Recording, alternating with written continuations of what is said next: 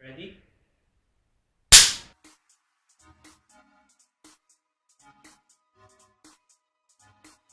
Hi, I am Melinda Pasion. You can call me Gigi for short, which means God's gift or good girl. And I'm here to just tell something about myself. And I am married to Pastor Arnold Pasion, our Encounter Director of Philippines, and been married for 29 years. We have two kids, namely Jeremiah and Jared. One of them are adults now. And I believe that being a pastor's wife is a calling.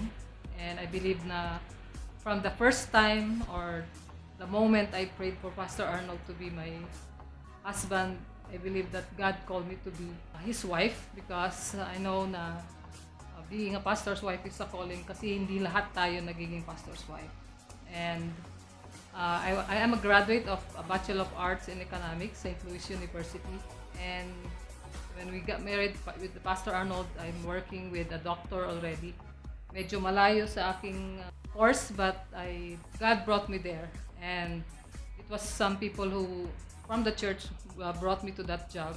So I worked with a doctor, and it was my ministry for a long time. And being a pastor's wife at the same time when I was working was not that easy. I have to be a mother, at the same time a wife, and at the same time a working mom for how many years. And being a pastor's wife, we know that it's challenging. A lot of trials come our way, especially finances. So I have to work outside to just meet our needs as a family.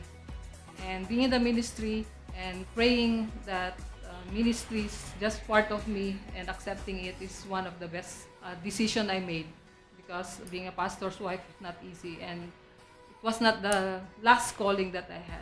So I believe that ministry is a calling. Not only being a pastor's wife was 2008 when God showed me another calling, and that is when Pete Coco invited us to just visit the ministry in the US, that is in Illinois. And both of us, Arnold and I, went to visit the ministry there. And I met all the staff. And one of them is Jo Miller.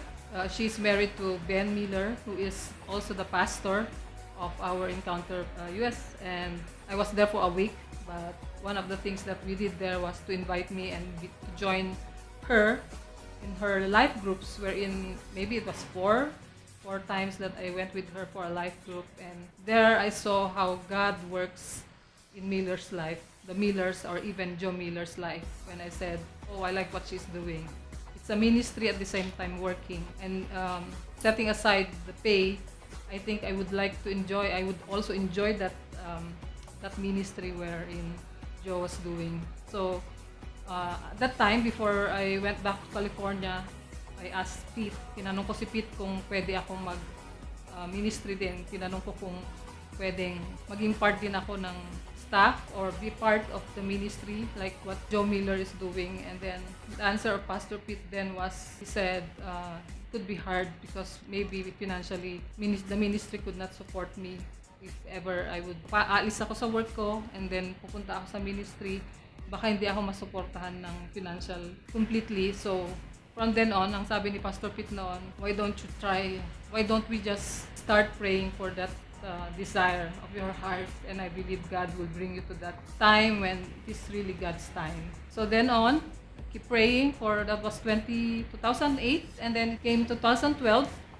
I decided to just leave my work, the work where I told you a while ago that I'm working with a doctor. So I resigned in 2012, and that time there was another chance for us to visit the ministry in the US. So we stayed there for 3 months. We had some meeting different people who are supporting the ministry. At the same time, I was able to just be there and just take a leave. And coming back, pagbalik ko namin dito galing ng US, I decided just to be a volunteer for the ministry. So I tried the ministry for a year. And that was 2012 until December. And that was the same year when my father died. And was able to see him also. So there was a time na talagang I decided to be part of the ministry. So in 2013, Pastor Pete just said, now I can be a part of the staff, which means being part of the team for Encounter Philippines is being paid also as a staff. And you know what? That is one of the best decision I made, because I believe that being part of the ministry again is a calling. Not kanina, pastor's wife, now another calling, and that is being part of the ministry. And that naging part ako ng ministry 2013, and now this is my 9th year. And I'm really, really, really happy to be part of this. What do I do at Encounter? Dati, nakikinig lang ako kay Pastor Arnold when he's saying na he's talking to the future leaders, future doctors, future nurses, architects, engineers. Now, ako naman naka-experience nun. And I believe na the past 8 years of working with him in the ministry, nakita ko lahat yung katotohanan na yun. It's really amazing to see students. Darating sila dito sa Encounter, walang kaalam-alam, walang kamuwang-muwang. Some of them are crying, some of them are not good, they're not feeling well, or emotionally or spiritually they're not okay. But being part of the ministry, you will see how students grow. And what do I really do inside the ministry? First and foremost, my first really work here, what I really do in the ministry is just lead life groups, the ladies ministry, which is the life group leading. That's not easy, because it's like you are taking care of spiritual lives of other people. And it's not easy, but as sabi ko nga kanina, Joe Miller was one of my inspiration of doing life groups. And one of the biggest job that I do also is the financial part of Encounter Ministries, wherein the ministry money coming from the US and the offerings from the ministry, it's really hard to just put them together and budget them and put them into savings. And I do the payroll also, and the little details of the money wherein you can save for things that we buy for the ministry, even the retreats and outings that we do.